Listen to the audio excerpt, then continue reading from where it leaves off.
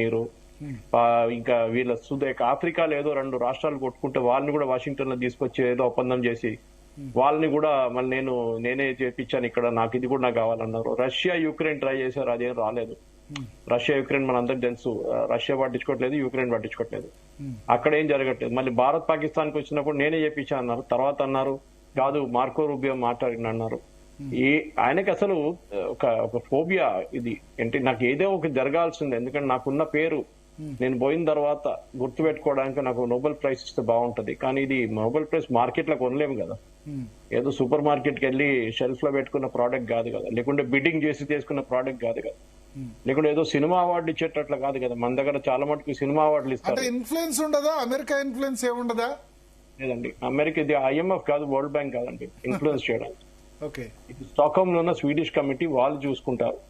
సరే స్వీడన్ వైపు నుంచి ఏమైనా ప్రెషర్ పెడతారంటే అది బహుశా జరగచ్చు. కానీ ఈ నోబెల్ ప్రైజ్ గిట్ట ఇచ్చారనుకోండి, ఇస్తే తిట్టడానికి చాలా మంది ఎక్కువ ఉంటారు ఈసారి. ఎందుకంటే మీరు చెప్పినట్ల బాంబు వేసిన తర్వాత మేమే బాంబు వేసామని చెప్పి, నేనే చేశానని చెప్పి, తర్వాత నేనే శాంతి చేయించానని చెప్పేసి చెప్పడం, అసలు ఈ కేసు ఏమైపోయిందని పిచ్చోని చేతిలో రాయలే అయిపోయింది అనమాట. ఎక్కడ వేస్తాడో ఎవరికి తెలియదు.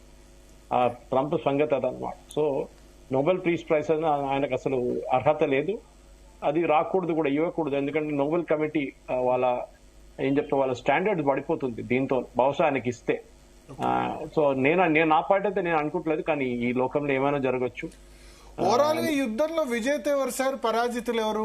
ఇరాన్ ఇజ్రాయెల్ మధ్య ఎవరికి ఎక్కువ డ్యామేజ్ జరిగింది అనుకుంటారు? ఇరాన్ కి మిలిటరీ ఇన్ఫ్రాస్ట్రక్చర్, వాళ్ళ బ్యాలిస్టిక్ గానీ న్యూక్లియర్ మిసైల్ సైట్స్ కానీ వాళ్ళకి దెబ్బతింది, దాంట్లో డౌట్ లేదండి. దాని తర్వాత వాళ్ళ టాప్ జనరల్స్ అందరినీ Day 1 మీకు గుర్తుంటుంది, వాళ్ళ 6 జనరల్స్ 6 న్యూక్లియర్ సైంటిస్ట్ ను ఫస్ట్ డే కొట్టుపడేశారు ఇజ్రాయెల్ వైపు. అట్లేం జరగలేదు. ఇజ్రాయెల్ వైపు జరిగిన దాడి మీద సివిలియన్ ఇన్ఫ్రాస్ట్రక్చర్ మీద చాలా మటుకు డ్యామేజ్ జరిగింది. అది హైఫాలో ఉండొచ్చు, కొన్ని పార్ట్స్ జెరూసలం లో ఉండొచ్చు, కొన్ని టెలవీవ్ లో జరిగింది. సరే అది ఇప్పుడు సివిలియన్ ఇన్ఫ్రాస్ట్రక్చర్ అయింది, కొంతమంది చనిపోయారు, కరెక్టే. కానీ మిలిటరీ ఇన్ఫ్రాస్ట్రక్చర్ మీద ఏమైనా జరిగిందంటే అసలు ఇరాన్ కూడా చెప్పట్లేదు, ఇజ్రాయెల్ కూడా చెప్పట్లేదు. బహుశా చిన్న జరుగుంటది, వాళ్ళు ఓపెన్ గా చెప్పారు. అది ఇప్పుడు జరిగిన దాంట్లో winners there are no winners and losers అంటారు. యుద్ధంలో మీరు రష్యా యుక్రెయిన్ చూసుకోండి, ఇటువైపు 1,00,000 మంది చనిపోయారు, అటువైపు 1,00,000 మంది చనిపోయారు.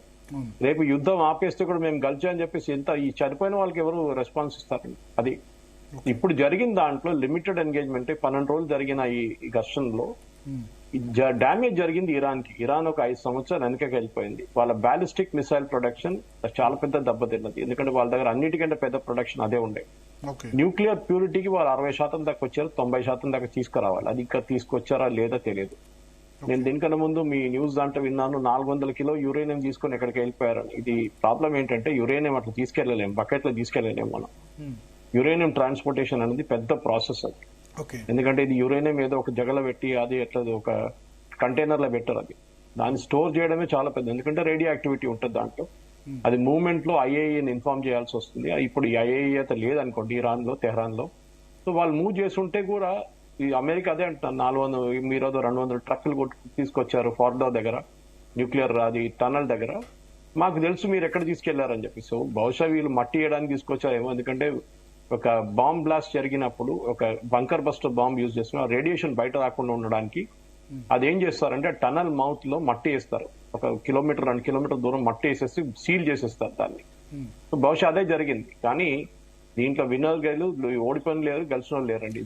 ఇరాన్ ఇప్పుడు న్యూక్లియర్ సంబంధించి ఫెసిలిటీ ఇంకా డెవలప్ చేయడానికి, లేకపోతే న్యూక్లియర్ బాంబు తయారు చేయడానికి వెనక్కి పోయిందా? దానికైతే నష్టం వాటిల్లిందా? డ్యామేజ్ చేయగలిగారా? 2 నుంచి 5 సంవత్సరాల దాకా వెనకకి వెళ్ళిపోయింది. ఎందుకంటే దీంట్లో 2-3 ఆప్షన్స్ ఉన్నాయి. దీంట్లో ఒకటి నటాన్స్ ఒక ఫెసిలిటీ కొట్టారు.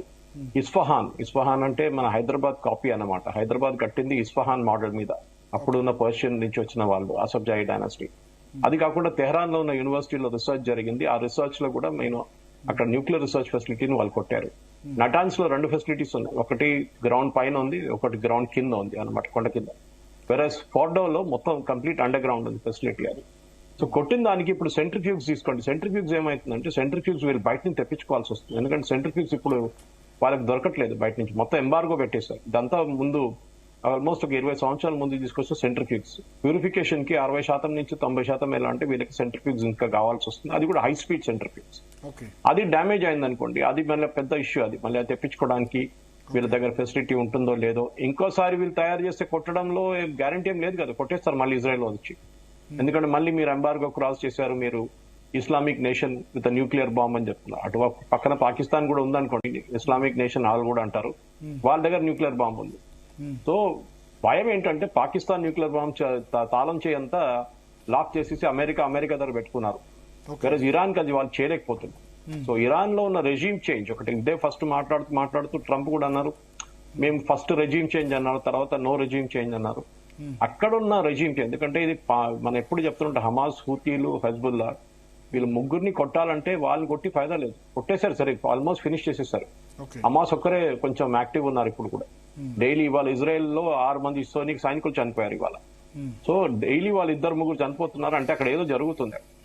అట్ ద సేమ్ టైం హూతీలు అటాక్ చేయలేకపోతున్నారు. హమాస్, హెజ్బుల్లా అయితే కంప్లీట్లీ నసరుల్లా చంపిన తర్వాత వాళ్ళకి అసలు వాళ్ళ మిసైల్ ఫెసిలిటీ మొత్తం గ్రౌండ్ ఫోర్సెస్ కొట్టిన తర్వాత ఇజ్రాయలీ గ్రౌండ్ ఫోర్సెస్ వాళ్ళకి అసలు కెపాసిటీ లేదు. వాళ్ళకి ఉన్న కెపాసిటీ ఇరాన్ దగ్గరే ఉంది, దానికోసం వాళ్ళు దిగారు అన్నమాట. సో వాళ్ళని కొట్టినప్పుడు ఏమైతుందంటే